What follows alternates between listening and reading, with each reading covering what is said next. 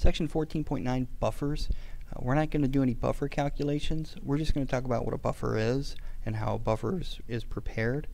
In AP, you'll do buffer calculations. We actually do a lot of them. So, a buffer is a special solution that resists a change in pH. When I put a little bit of acid or base in it, like your blood is buffered, right? Because you don't want to eat a lemon, right, which is acidic, and then go haywire, right? So your blood is buffered. Lemonade is buffered. It's buffered so that its pH is acidic, so that it has that sour taste to it, right? So what is a buffer? A buffer is a weak something, either acid or base, and then its conjugate acid or base. So in this case it'd be the conjugate base. In this case it'd be the conjugate acid. Let me give you an example. Alright, acetic acid. So I could create a solution of 1 molar acetic acid, HC2H3O2. Right?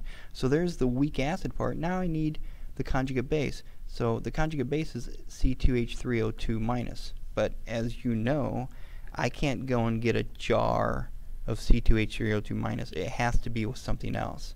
So I'm going to put it with sodium, because sodium doesn't really react with anything to precipitate out. So if I have a 1 molar acetic acid solution and a 1 molar sodium acetate, I've created a buffer. Okay? And again, that acetate ion, that's the conjugate base of that weak acid. Conjugate base. Okay? So here you can see here's water. Water is not a buffered solution. We add a little bit of acid to it, changes the pH. Add a little bit of base to it, changes the pH. Here is a buffered solution. It's buffered at a pH of 7. I add the same amount of acid that I added before. pH only changes 0.1. Right?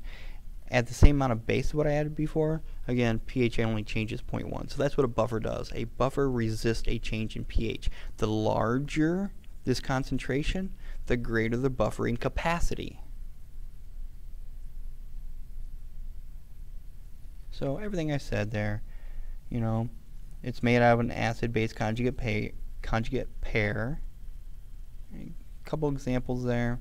Resists the change in pH. The way that it does that is by just basically reacting with what you put in there, right? Because since you have an acid in there, let's take a weak acid and the salt of a weak acid. Since you have an acid in there, that's going to react with the base, right?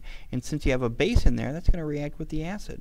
And so that's how it works, right? We're not going to worry about calculations. This is the Henderson-Hasselbalch equation. We'll use it a ton in AP. So you got that to look forward to. And here's what I was talking about, buffering capacity. Right? The larger this value, the better the buffering capacity. That's all you want to know. The larger the molarity, the better the buffering capacity.